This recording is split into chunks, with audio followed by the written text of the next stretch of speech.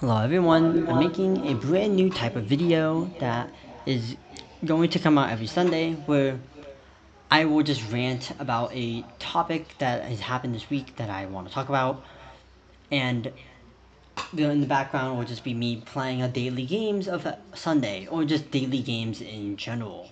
Um, I think this is kind of easy for me. I have two types of videos now, once every week to be consistent and simple. And also, this topic is about movies and what it's like to be more like a film major.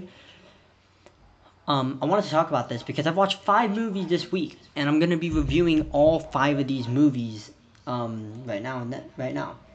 So, as a film major, I actually never really watched movies until now, but the thing is that I now I have to critique movies all the time, and I've been watching way more movies, probably more movies than the average person does.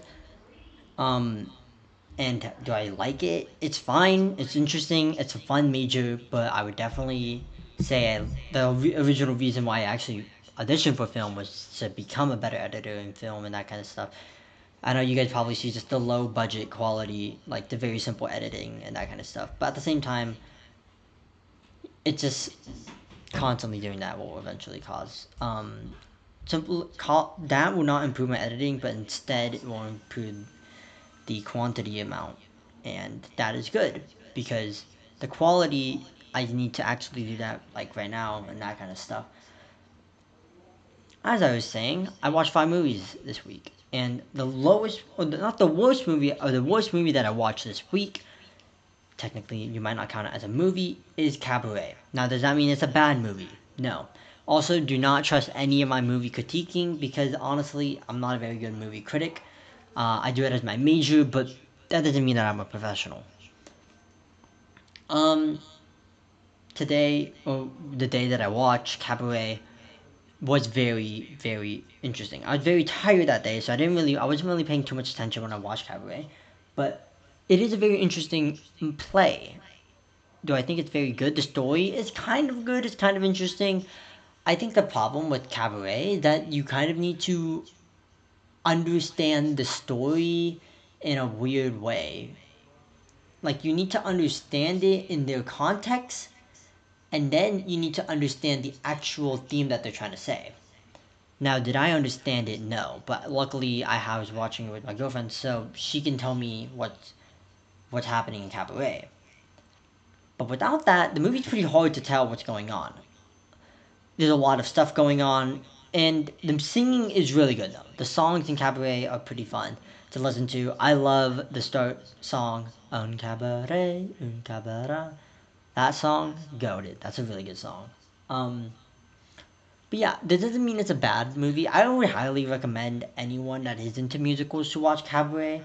It's very fun. Um, but that's it. That's not too much critiquing really. Story wise, I think they could have made it a much easier to understand. I do know that they modernized. I think someone can correct me if I'm wrong. That they modernized cabarets. So like in the 2020 versions of cabarets, they have like drags in it. So maybe I would understand those, and I don't think they have Nazis. Maybe they still do, but Nazis it was in the 1990s version, which I don't know why Nazis like what Nazis have to do with 1990s, but you know.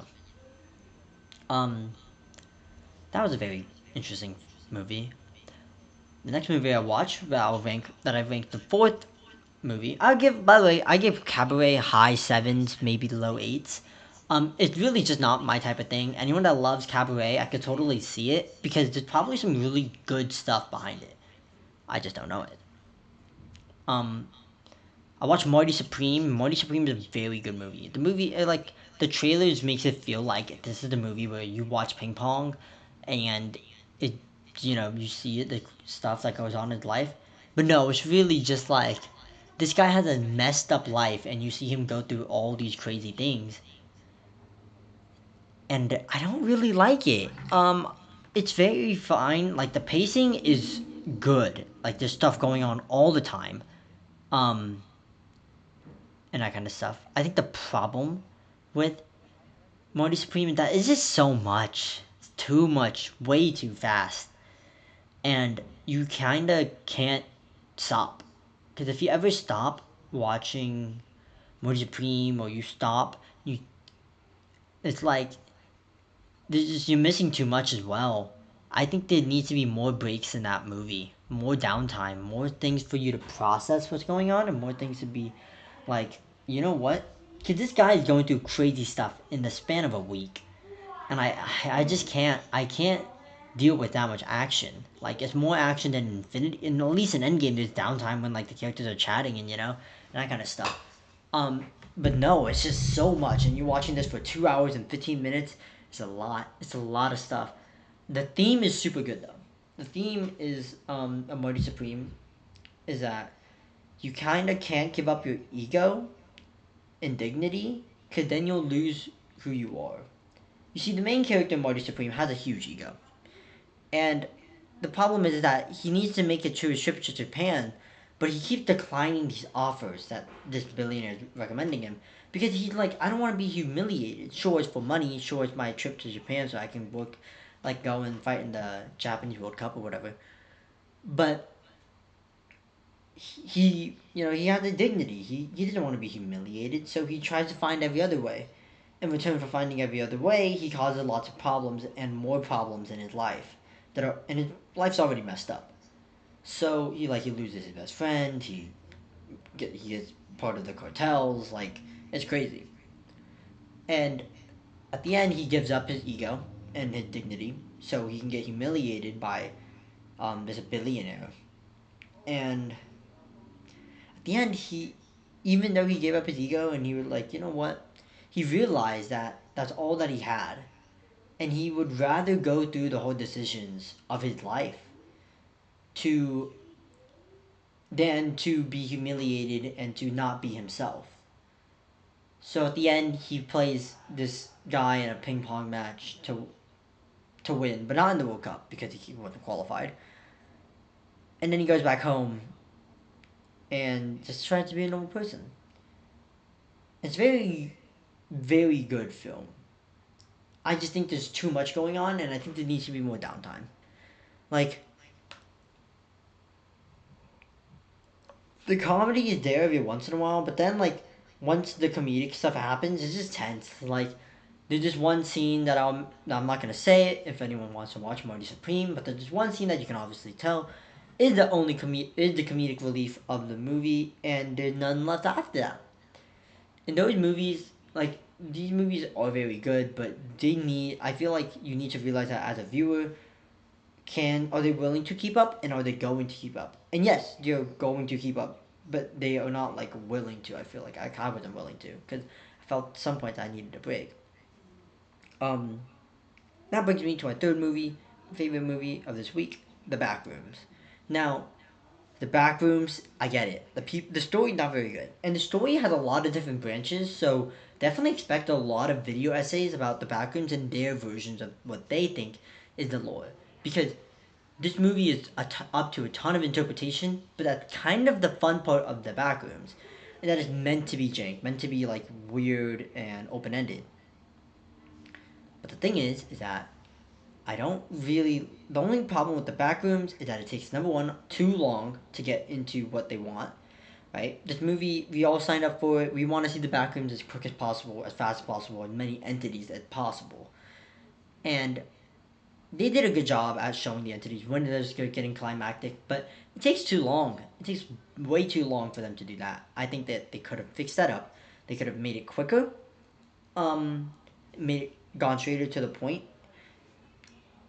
and the ending is like more whack. I think they could have fixed that up. The starting sequence is really long as well. Maybe they could have fixed that up as well.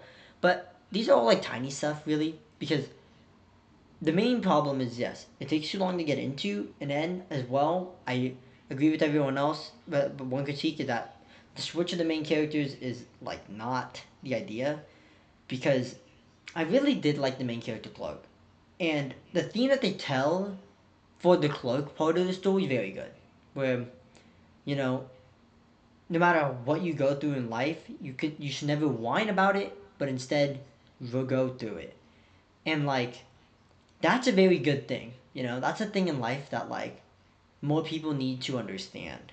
Um, yeah, life sucks. Life's gonna have a lot of problems in it, but you don't whine. You just keep going. And I really like that about Clark's story. I think that theme was very good, and it was told very good. Um, Now the second story, which is the other girl, the therapist girl, I don't know her name, genuinely have no idea. I actually have no idea on what they were trying to do with it, but it was fine, I guess. Nothing amazing. I think they could have done a much better job. Now, is that all my critiques of the back room? Yeah, because a lot of people were not scared with the back rooms, and anyone that isn't scared, that's great for them, or not good for them, I guess, because they weren't getting scared. But for me, I got scared. I'm just like very easily scared at horror stuff though, so I get scared really easily. And sound to design for that and set design for that movie is very good. Visually, yes, I would say visually it's not too much of a scary movie, but the sounds and the set design I think was very good. I think the set designs as well is like spectacular. The more I think about it, because you just see every single room, you get to see all these like all this stuff. It's amazing.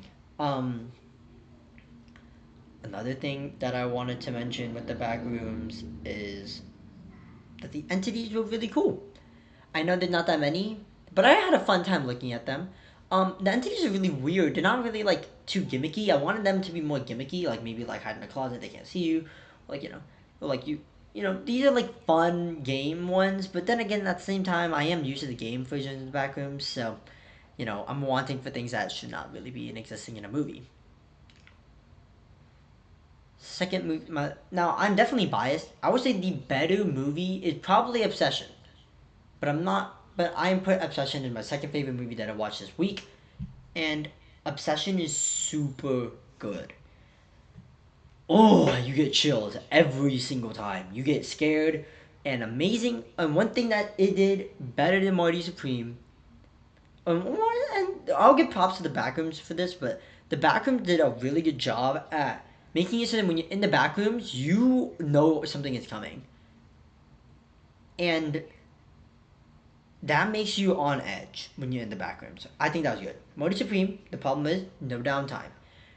Obsession, the perfect amount of downtime and the perfect amount of scare of time of like times to be scared.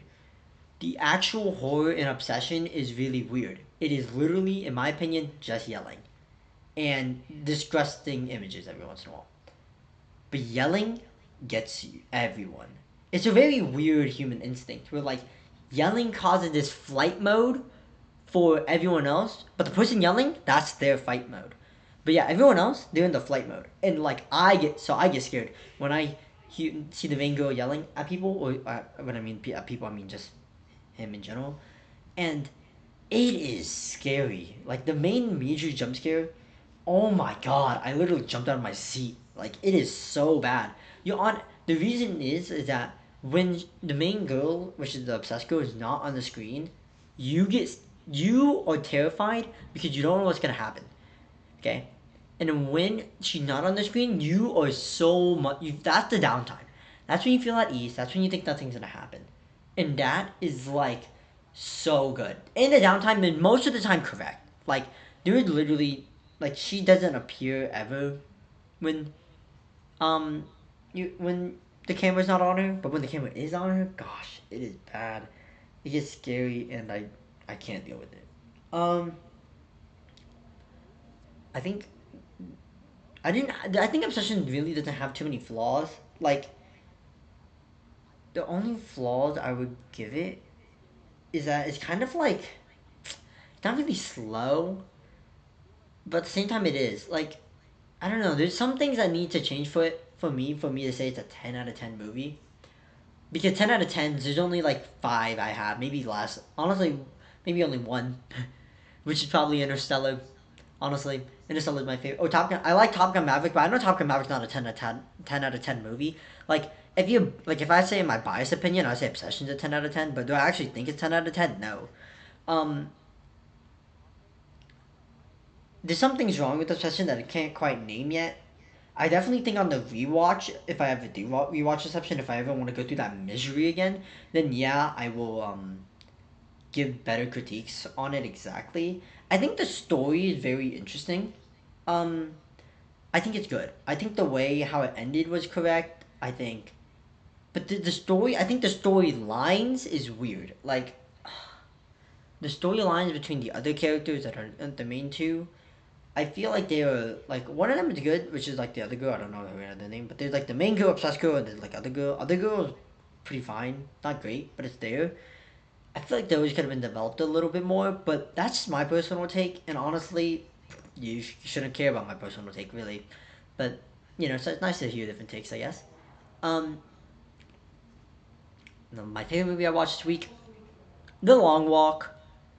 The Long Walk is such a fun film. I feel like what Long Walk and Obsession and Backrooms did really good is making you immersed in the thing. Like you don't need for the Backrooms. I feel like you don't feel like you are there because um the problem with the Backrooms is that it's so subliminal that you know it can't be real. So you can't be like you're immersed, you're invested, but you don't feel like you're there. You know, you feel like you are watching. But with Obsession, gosh, you feel like you are there with him. Because, like, it feels crazy. It feels crazy every single time I watch that. Something else that I want to mention is that The Long Walk does a really good job at having just. I think the problem with The Long Walk, or the problem that, or the thing that The Long Walk has over everything else, is that The Long Walk has an amazing idea behind it. Like obsession is cool. Like you wish for an obsessed like girl to fall in love with you, but now you're obsessed. Like very simple idea, executed amazing. By the way, executed literally amazing. But the long walk, the idea of it, so fun. Like fun in the idea of like fun as a movie, not fun like I would want it in real life. But 50 people, 50 people to represent every state in America, and they walk indefinitely. One person wins. If you stop walking, you die. And you feel like you're on this journey just because the talks that you hear, the conversations that they have, it's genuine talks. They're joking around sometimes, they're talking sometimes, and it just feels so realistic. Like, you know, the other conversations, like sometimes they don't feel real, but the long walk, I really felt like I was there, and I really, really did like it. I really like the long walk. I like so many things with it actually. I think there's so many good traits with the long walk. I think my favorite thing with the long walk is just being with two guys and learning about their stories or learning about his life, learning how they act, seeing how they reaction to things. That's the thing that like made me be like, this is really good. The Long Walk wasn't really watched too much in 2025, to what I've heard about, and the budget for that movie is actually decently high, which is pretty interesting because didn't seem like it needed to be that high of a budget. Obsession, by the way, for the budget that they had, literally insane. Like they've spent like the least amount of dollars that they needed to, and worked with it like amazingly. I don't know how to describe it. Like, actually crazy that that movie has such a low budget for for what I felt like I watched. Um, yeah, next week you guys can I recommend me any topics to talk about, any like fun stuff, Uh, I don't know what's interesting. Games, stories, maybe I can read a book. I do have to read a book over summer for English 101, so I might give my book review soon of that kind of stuff, but if anyone wants me to do anything, give a review on anything, or just want me to talk about another topic that isn't related to therapy, because that's on Therapy Thursdays, then yeah, I will definitely do that. This is my rant for Sundays where I talk about a random thing as I play daily games or do my daily games, and that's all I have to make and say for this video. See y'all. Signing out. I think we're almost on day 7.